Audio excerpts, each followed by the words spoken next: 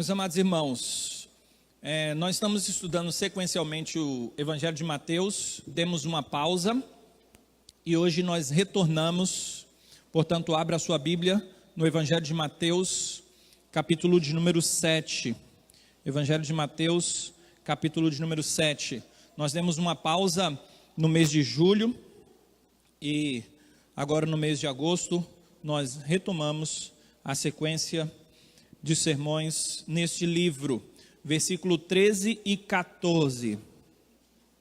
Mateus, capítulo 7, verso 13 e 14. Diz assim um texto bíblico, ele é curto. Entrai pela porta estreita, larga é a porta e espaçoso o caminho que conduz para a perdição, e são muitos os que entram por ela. Porque estreita é a porta e apertado o caminho que conduz para a vida, e são poucos os que acertam com ela. Oremos mais uma vez. Senhor, a palavra do Senhor fora lida, a mesma está diante de nós, mas nós não queremos admirá-la, nós queremos colocar em prática, porque o Senhor não nos chama para admirar a porta, mas para entrar, passar por ela.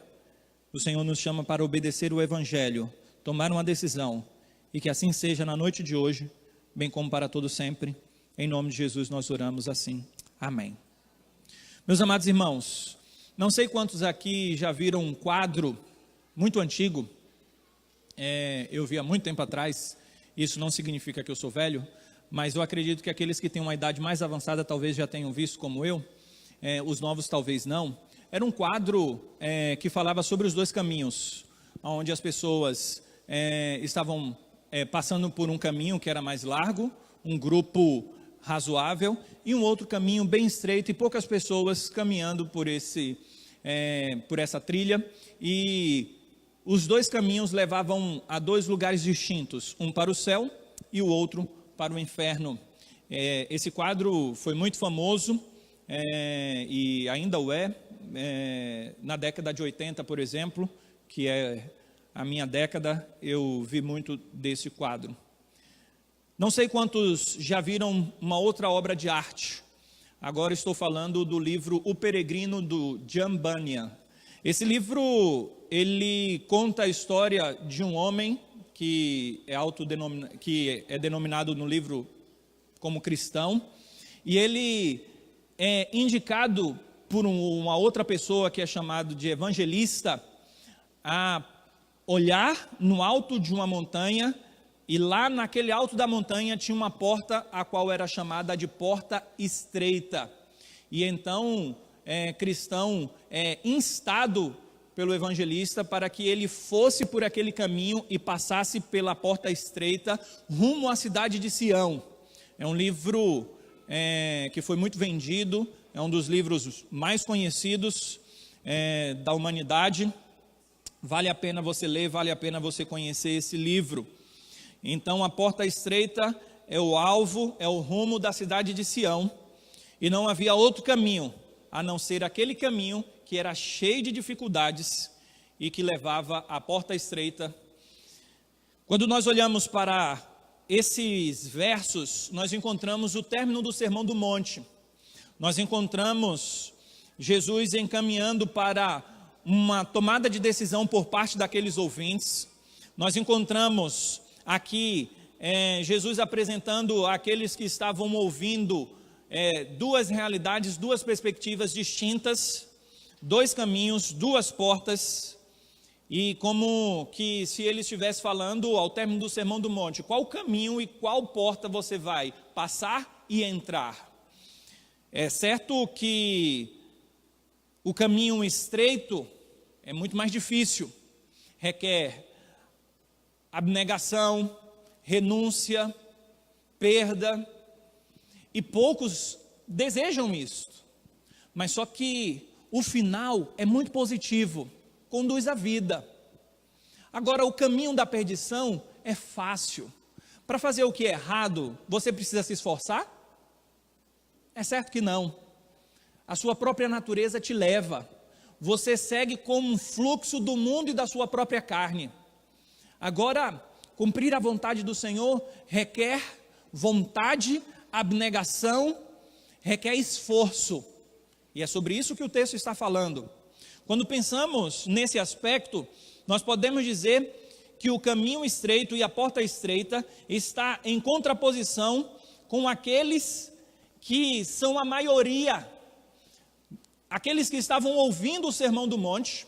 Inclusive, ao término do Sermão do Monte, diz que muitos admiravam e estavam espantados com o discurso de Jesus, mas nós encontramos muitos da multidão que não seguem a Cristo Jesus.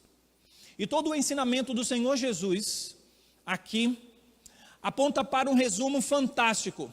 Depois de tudo que vocês ouviram, o que vocês querem, o que vocês desejam, o que vocês vão fazer. E Jesus então está chamando aqueles ouvintes para uma tomada de decisão. A porta larga é o fluxo do mundo, e nós falamos aqui sobre aspectos contraculturais ao longo do Sermão do Monte.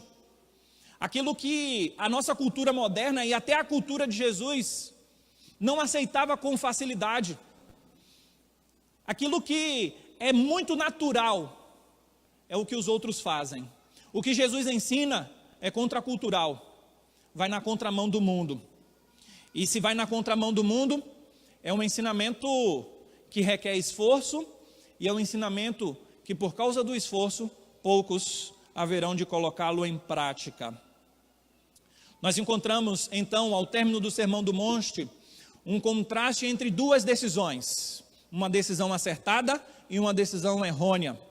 Essas duas decisões são refletidas em 3 ensinos que vêm como parábolas, em 3 comparações. Nós encontramos esse precisamente das portas e dos caminhos, e o contraste entre essas duas decisões vem nos seguintes termos: existem 2 portas, uma estreita e a outra larga, 2 caminhos, um largo e o outro apertado, 2 grupos de transeuntes, que são como os peregrinos, muitos e poucos, e 2 destinos, vida e perdição. Nós encontramos também nos versos seguintes outras realidades que apontam para essa tomada de decisão. Quando encontramos 2 árvores, a boa e a má, do versículo 15 até o versículo 23, nós encontramos essa perspectiva. Nós encontramos 2 tipos de frutos, um bom e um mau. E por fim nós temos a parábola dos construtores, os 2 fundamentos, e nós temos então 2 tipos de construtores, um sábio e um tolo, 2 fundações, uma rocha e a outra areia, 2 casas e 2 resultados. Uma é destruída e a outra permanece. E o Senhor Jesus vai terminar então o Sermão do Monte dizendo que aquele que ouve todo o ensinamento dele e coloca em prática é como o homem sábio que edificou sobre a rocha. E o homem tolo é aquele que ouve e não coloca em prática. Portanto, ao término do Sermão do Monte, Jesus está falando, não basta conhecimento, você tem que colocar esse conhecimento em prática. Você precisa obedecer, você precisa tomar uma decisão. E todo bom sermão, ele chama o seu ouvinte à tomada de decisões. E o interessante é que quando nós pensamos nessa questão de tomada de decisão, nós precisamos estar fitos com os nossos olhos e com a nossa fé e com a nossa tomada de decisão e uma resolução muito firme, porque é muito fácil sermos levados pelas questões mundanas da carne e do mundo, mas para passar pela porta estreita e andar pelo caminho apertado, isso requer dificuldade.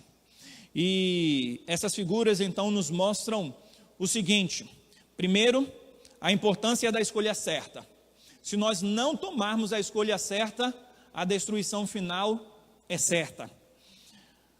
Segundo, a intensidade do ensino nas repetições nos diferentes casos, nos diferentes exemplos, nas diferentes ilustrações, que mostram, portanto, a intensidade do ensino. Tomem a decisão.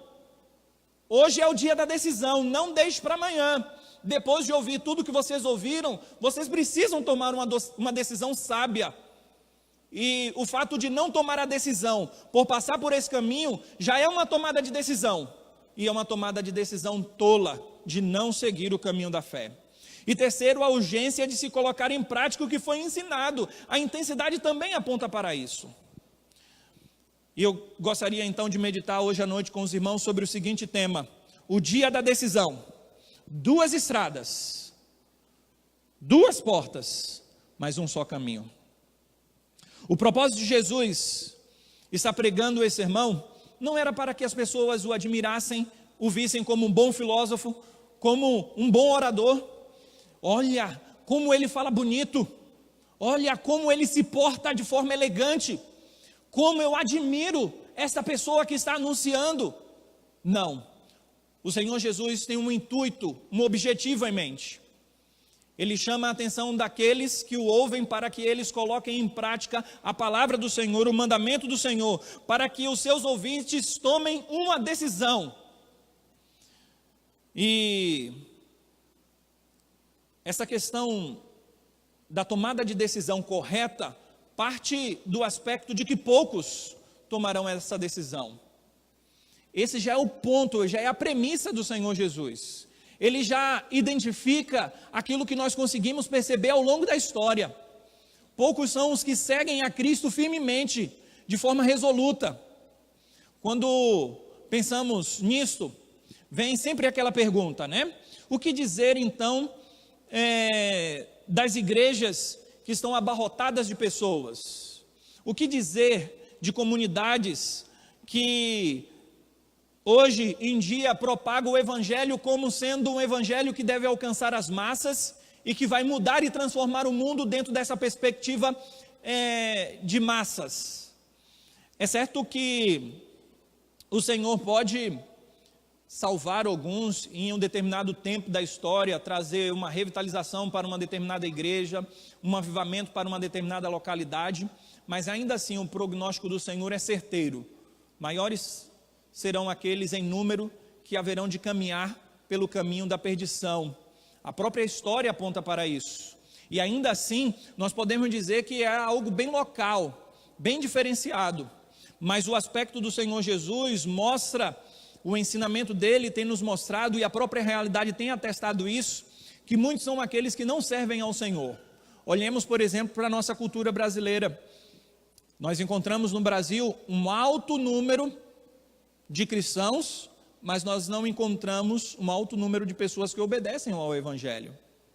Então, muitos têm caminhado para a perdição. E ainda que tenhamos um alto número de cristãos, mas ainda assim existe também um alto número de pessoas que não seguem a Cristo, nem mesmo nominalmente.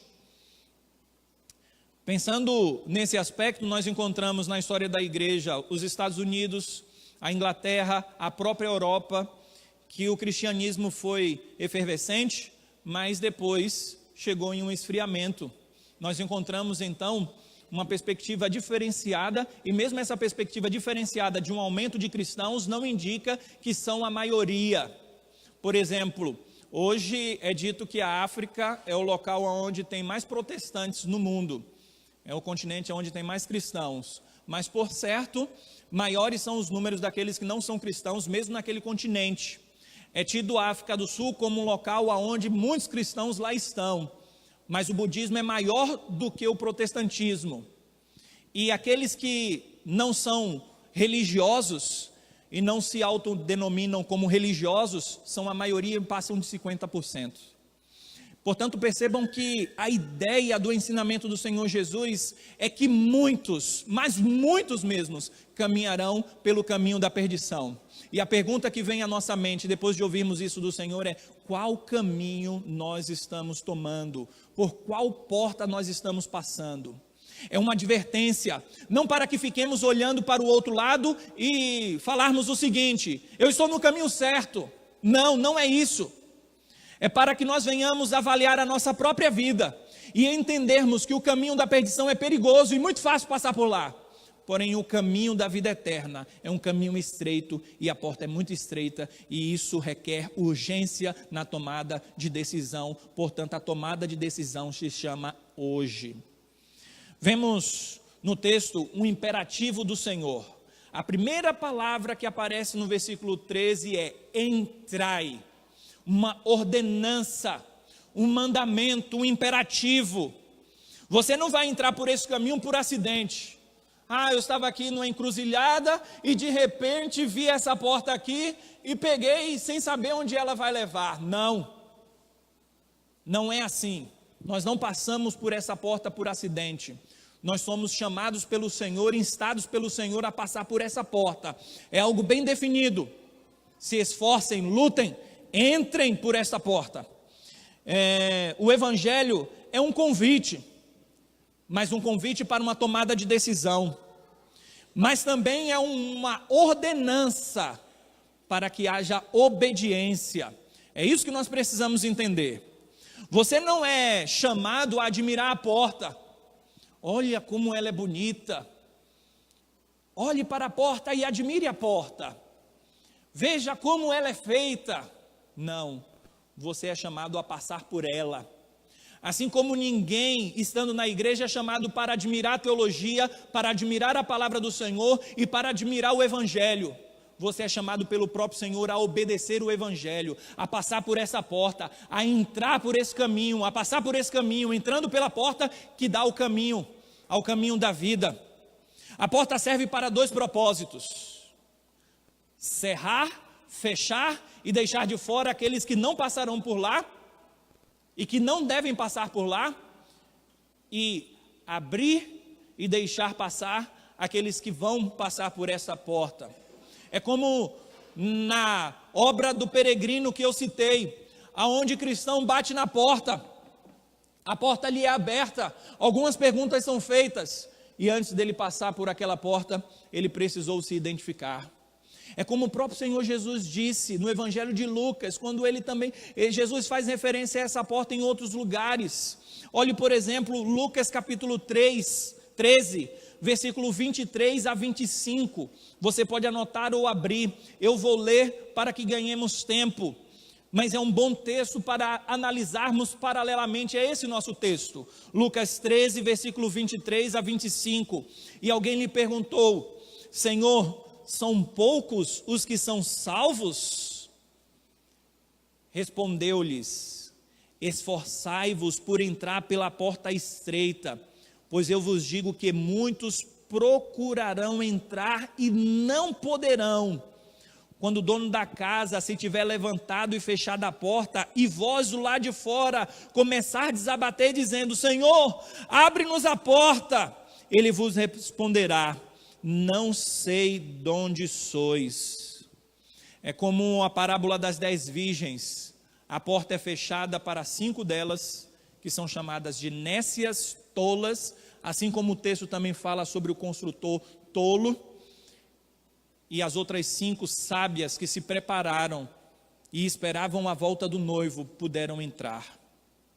A primeira palavra do texto, portanto, hoje, entrai, mostra que é uma ordenança, mas essa expressão vem no singular, o que mostra que é uma decisão particular. Não é entrem pela porta, entrai. A sua decisão é particular e pessoal. Hoje, aqui nós batizamos a Sofia, mas a decisão de cada um da família é particular e individual. Você não vai entrar no céu com base na fé de alguém. Você vai entrar no céu com base na salvação em Cristo Jesus e por você colocar em prática aquilo que o Senhor tem ensinado. Na própria história do peregrino, a qual eu vou sempre fazer menção aqui, porque é muito próprio e muito particular e muito oportuno de acordo com o nosso texto, nós encontramos cristão desejando passar por esta porta e os seus filhos e a sua esposa tentando dissuadi-lo disto, dizendo: não vá, você está louco. E quando ele vai, então eles gritando, os vizinhos vão atrás para também dissuadi-lo deste caminho, e ele resoluto quer passar por aquela porta, e ele pega o caminho deixando até mesmo os seus familiares para trás. Que bom exemplo, que bom exemplo. Em que bom exemplo esse ensinamento de John Bunyan quer dizer? Que mesmo os nossos familiares que querem nos tirar do caminho da fé, nós não devemos ouvi-los. E muitos, por causa dos seus familiares, não seguem esse caminho. E o Senhor Jesus disse que aquele que ama o seu pai, a sua mãe, a sua esposa, os filhos, mais do que a ele, não é digno dele. Portanto, muitos estão esperando os seus familiares se converterem para que ele vá. Muitos estão esperando eles irem pelo caminho correto para que eles possam ir também. Não espere. E muitos não vão por causa de uma resistência dos familiares. Não façam isso. Não espere outros. A porta é estreita. Isso quer dizer que aquela porta seleciona e só um passa por vez.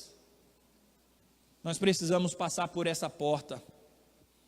E nós precisamos tomar uma decisão pessoal.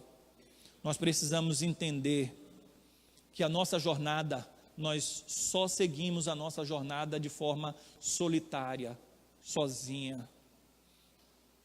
Eu não vou poder chegar no céu e falar: Senhor, olhe para minha esposa, ela cumpriu os mandamentos, ela amou ao Senhor, leve em conta isso, Senhor. Leve em conta a fé da Kelly e me perdoe dos meus lapsos, ou vice-versa. Não, de forma alguma. O Senhor vai requerer de ti, ó homem, que andes segundo a fé. A advertência do Evangelho é que a estrada larga e espaçosa é atrativa, mas perigosa e de destruição. Essa estrada, como diz o próprio texto, leva à perdição.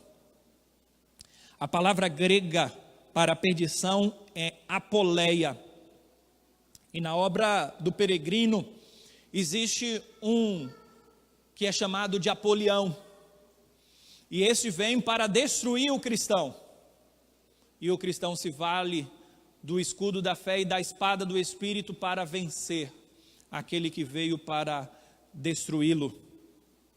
Meus amados irmãos, nós precisamos entender que o caminho atrativo pode ser bom aos nossos olhos, mas o seu fim é de morte. Sigamos pelo caminho que requer renúncia, mas que também traz um final feliz. Como entramos pela porta estreita que conduz à vida? Essa é a pergunta. Porque se eu falar sobre essa porta estreita simplesmente nesse campo de metáfora, alguém pode perguntar: mas como é que eu passo por esta porta? E aí o próprio Senhor Jesus vai falar um pouco mais à frente. Veja aí no versículo 21 do próprio capítulo 7, no próprio contexto, diz assim: nem todo aquele que me diz Senhor, Senhor, entrará. Olha a expressão, entrará no reino dos céus.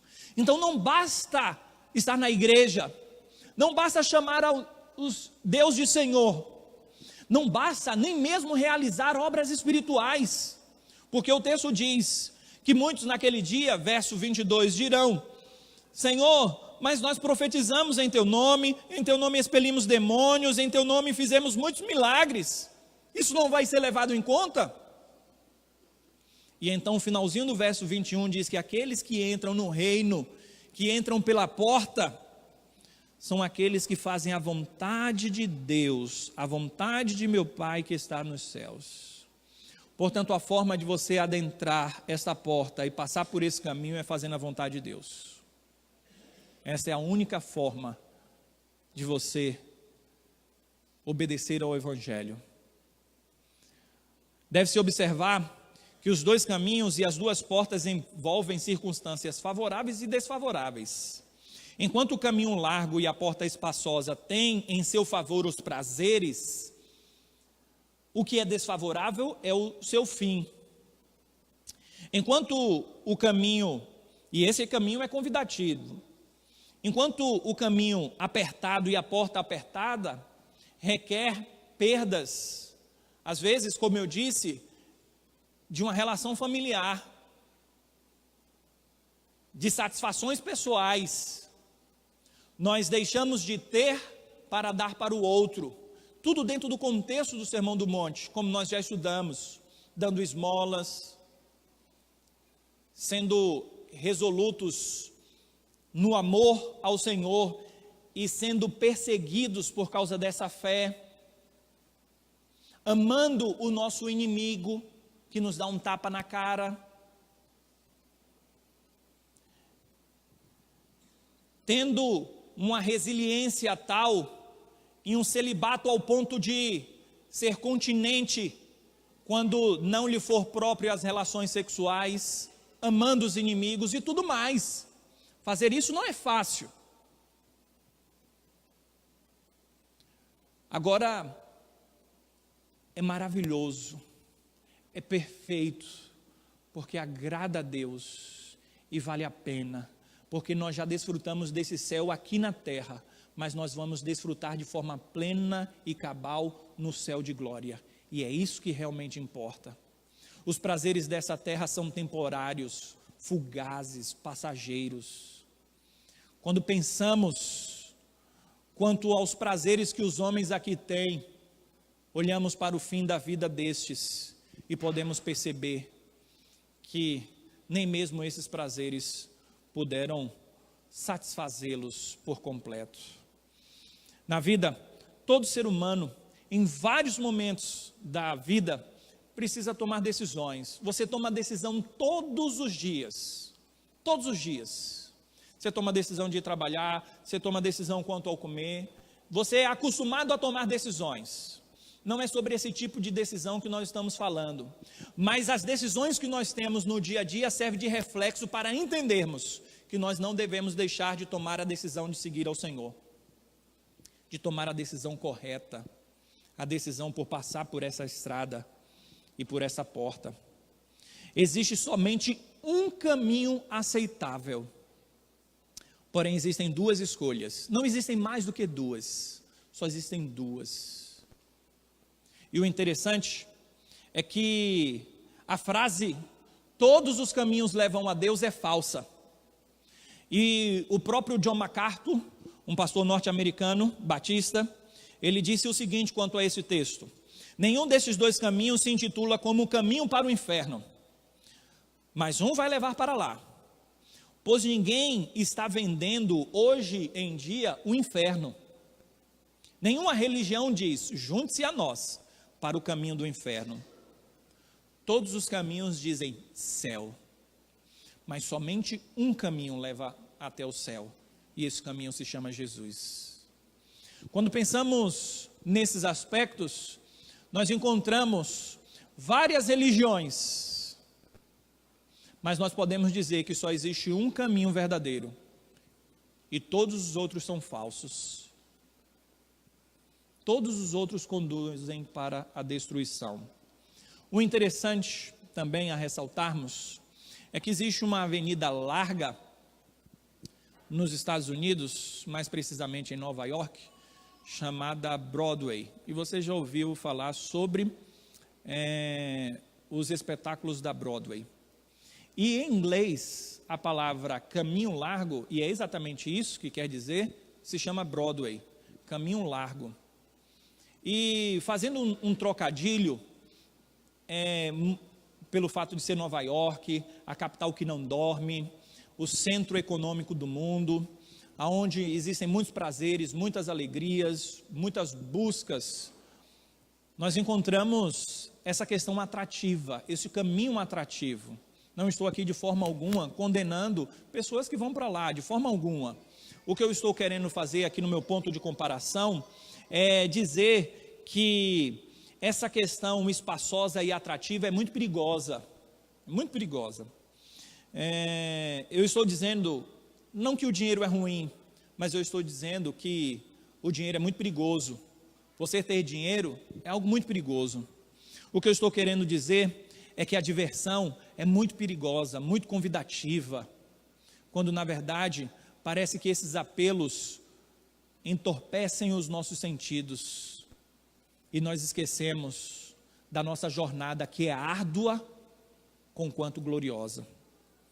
Apesar desses dois caminhos indicar o caminho correto e o falso, nós devemos observar que o contexto de Jesus aqui é um contexto onde ele fala para fariseus, para escribas e para os seus discípulos.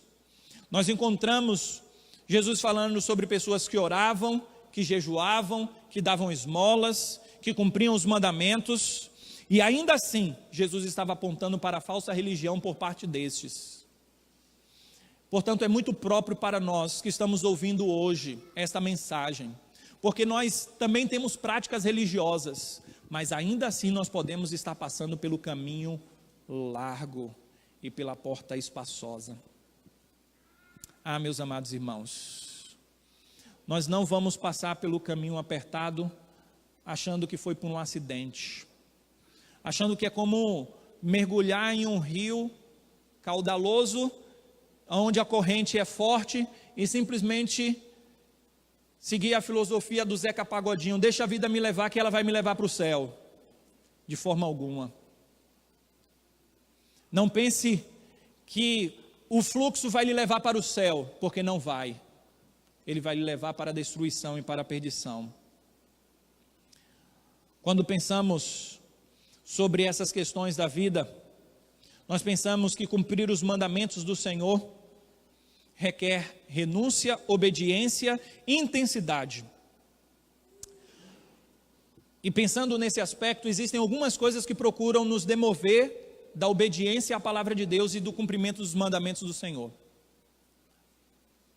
Pense numa figura que talvez você já tenha vivenciado. Eu já. Você aluga uma casa e você vai passar um móvel pela casa. Só que quando você vai passar, o que é que acontece? Ele é grande demais, ele não passa pela porta. O que é que você faz normalmente? Você não vai quebrar a porta, não é possível quebrar a porta estreita para alargá-la. Então, se não for desmontável, e se não tiver porta pela qual passe, usando a figura, você tem que deixar ele para trás. E a ideia é mais ou menos esta: você passa, mas algumas coisas têm que ficar para trás. Existem pesos que nos atrapalham na caminhada. O próprio autor da carta aos Hebreus disse: deixando de todo o peso e do pecado que tenazmente nos assedia, corramos com perseverança a carreira que nos está proposta. O peso nos atrapalha na caminhada, na jornada, nos atrapalha pelo caminho.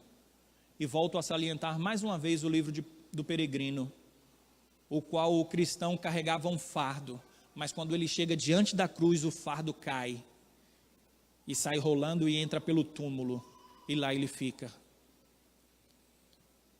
Meus amados irmãos, existem fardos que nós carregamos, culpa pelo pecado. Cristo quer nos livrar desses fardos, mas existem fardos também que nós carregamos e que nos atrapalham na jornada.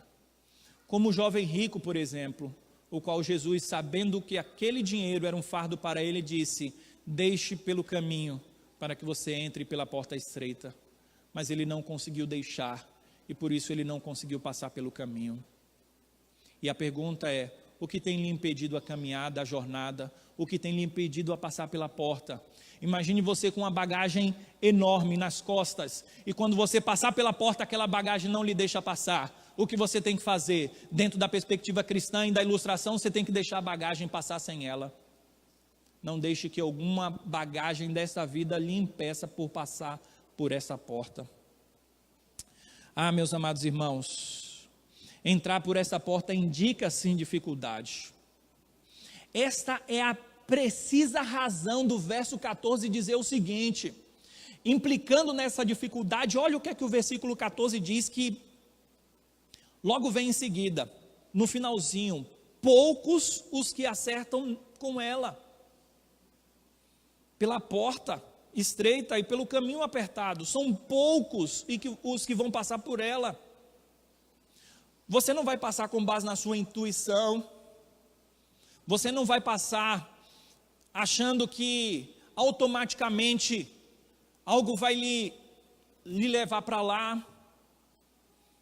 O falso evangelho, inclusive, vai lhe levar a passar pela porta larga. E é aí que entra o versículo de número 15, também conectado com o versículo 14. Jesus diz o seguinte: acautelai-vos, cuidado com os falsos profetas, porque são disfarçados em ovelhas, mas por dentro são lobos roubadores.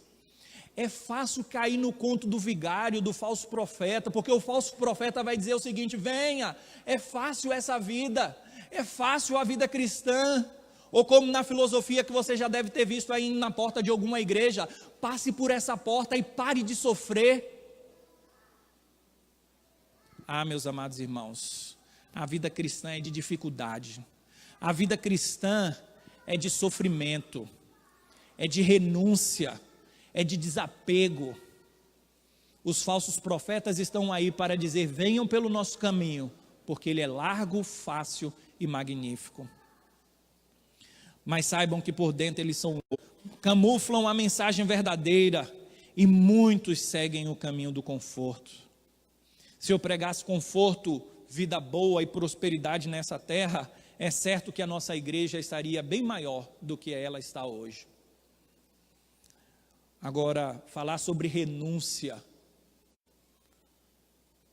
falar sobre perder a vida, ir para a cruz, morrer pelo Evangelho, é uma mensagem que incomoda o nosso conforto, incomoda o nosso ego, nos incomoda. Poucos querem ouvir essa mensagem, mas essa é a mensagem de Jesus. Jesus está dizendo: tome uma decisão, tome a decisão dos poucos. A renúncia do eu, a renúncia da vida. Sem dúvida, os falsos profetas estão levando muitos para o caminho largo, pois eles ensinam que a vida consiste em segui-los e não seguir a Cristo e seguir o caminho da renúncia. Não é fácil negar a si mesmo, não é fácil renunciar aos prazeres dessa vida que militam contra a vontade de Deus. Não é fácil ser generoso e dar do nosso dinheiro para outros. Não é fácil ser hospitaleiro, não é fácil servir, mas esse é o único caminho que conduz para a vida: negar a nós mesmos para seguir a Cristo e para seguir o seu caminho de renúncia. O número daqueles que adentraram a porta larga e o caminho espaçoso deveria nos levar a uma análise de como está a nossa vida. Como está o nosso coração? Será que eu estou no caminho da maioria? Será que eu estou na contramão do mundo? Em qual caminho eu estou? O fato de estar na igreja, de ser membro da igreja, de trabalhar na escola bíblica dominical, de já ter sido batizado, de participar de uma sociedade interna, ou fazer qualquer outra coisa que seja própria do reino de Cristo, não me classifica como um cidadão deste reino. Veja o contexto que nós já falamos aqui. Muitos naquele dia dirão: muitos. E quem são esses muitos? Muitos que estavam na igreja, muitos que ouviram do Evangelho, e dirão precisamente: Senhor, Senhor.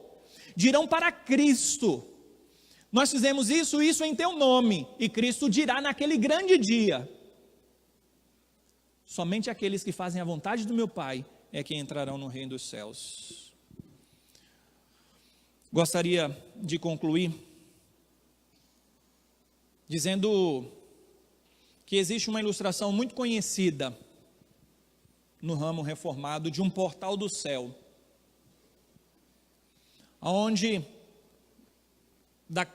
do lado daqueles que ainda não atravessaram esse portão está escrito bem assim: vinde, um convite da graça, vinde a mim, nas palavras de Jesus. Mas então, ao passar pela porta, nós veremos do outro lado do portal o que está escrito: para o reino preparado para vós antes da fundação do mundo. E é desse lado de lá que nós veremos a segurança de Deus nos conduzindo em todos os aspectos da nossa vida. Mas o fato de Cristo ter morrido por nós e ter nos salvado, isso não quer dizer que nós não devemos tomar decisões. Portanto, se você se vale da doutrina reformada e admira a doutrina reformada e tem um conforto na doutrina reformada, mas você não toma a decisão de seguir a Cristo, gostaria de dizer: você está em um ledo engano de uma falsa religião e de uma falsa fé. Se você ouve tudo o que eu falei e diz, não, Jesus morreu por mim, Jesus conquistou a fé por mim, eu não preciso de nenhum esforço não. Eu digo, coitado de você. Eu digo, você está no caminho largo, você está no caminho espaçoso, você está passando pela porta larga de uma falsa confiança nas suas obras e nas obras de Cristo, uma falsa confiança nas obras de Cristo, porque um salvo vive como salvo, ama a luz, não vive como porco na lama. No Evangelho de Jesus, Jesus se apresenta como a porta e o caminho. Capítulo 14, verso 6, Jesus diz, eu sou o caminho, a verdade. Só há um caminho para o céu, e esse caminho é Jesus. Buda não pode lhe levar para o céu. Danilo não pode lhe levar para o céu. A igreja presbiteriana, muito menos. Maomé também não. Hare Krishna também não. Todos os caminhos que não apontam e que não é o caminho da salvação são ilegítimos. O único caminho que leva para o céu se chama Jesus. O verso de número 7, ouvimos Jesus nos convidar para a oração. Aqui no contexto, versículo 7, batei, batei, e abre-se-vos-á. É um convite para bater na porta. Jesus amplia o raciocínio dizendo que agora nós temos que passar por essa porta. Portanto, nós temos o convite do Senhor que nos é feito hoje. Entrai pela porta estreita. Ah, meus amados irmãos, não devemos negligenciar esse convite. Ainda no Evangelho de João, no capítulo 10, na parte A do versículo 9, Jesus diz, eu sou a porta, se alguém entrar por mim será salvo. Primeiro você precisa entender que Jesus é o único que pode lhe dar salvação. Você coloca uma fé consciente nele e ele então há de lhe habilitar para essa jornada da vida e para passar por essa porta estreita. Olha que interessante o texto dizer que muitos são os que vão passar pela porta larga. E isso se dá pela nossa própria percepção. E olha também um fato curioso e interessante. Muitas são as religiões existentes. Muitas. Se nós formos fazer um catálogo de religiões, nós vamos encontrar muitas e vamos deixar outras tantas de fora. Somente um caminho leva à vida, e esse caminho se chama Jesus. A porta na Bíblia tem indicado salvação. Noé passou pela porta da arca e foi salvo, como também a sua família. Ló foi levado pelos anjos para dentro da casa e a porta foi fechada daqueles que queriam adentrar a casa para abusar deles. Nós encontramos também Moisés recebendo a ordenança do Senhor e passando para os israelitas de que eles deveriam passar pelos umbrais da porta das casas, o sangue do cordeiro. E o anjo, quando passasse e visse os umbrais, passaria e não entraria naquela casa para matar o primogênito. Vemos a porta indicando salvação também nesse contexto. Encontramos os soldados que foram atrás de Raabe, na casa de Raabe, melhor dizendo, atrás dos espias, e eles ficaram escondidos. Raabe indicou um outro caminho, depois fechou a porta, e eles lá ficaram seguros. Nós encontramos Pedro também, que ao sair do cárcere bateu na porta, onde os irmãos estavam reunidos orando, e depois a porta foi aberta, ele entrou e foi fechado, e ali indica a salvação também. E nós encontramos tantos textos mostrando a porta como um sinal de salvação. Nós encontramos também Apocalipse no capítulo 21, essa mansão celestial, onde a porta a qual é a mais importante, a porta de entrada final. E não pense que essa porta de entrada final é simplesmente o céu. É o céu sim, mas acima de tudo é Jesus, porque só Jesus pode lhe levar para o céu. Portanto, convido você hoje, que me ouviu, a colocar uma fé consciente em Jesus e a seguir esse caminho. E eu digo que você estará passando por essa porta e passará por esse caminho. Você só pode conhecer Jesus se você obedecê-lo por intermédio da palavra dele. Fiquemos em pé.